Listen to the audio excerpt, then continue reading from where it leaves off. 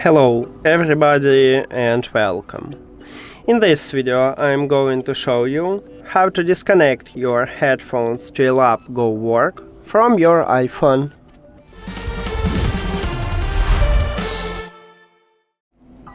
You have to start by open settings and then go to the Bluetooth. At the device list, click the information icon near to your headphones. And right here at the third line we have the button disconnect. You need to tap at this button, but before I tap on it, I will quickly explain the difference between disconnect and unpair.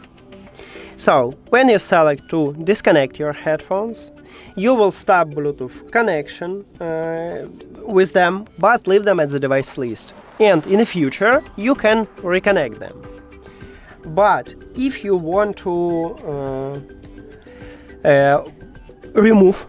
totally remove your headphones from your phone, you need to select forget this device button.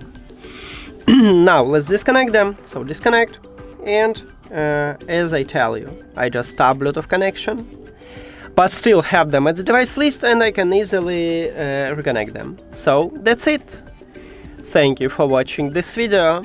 If you found it helpful, please consider subscribing to channel and leave the like on the video. See you later!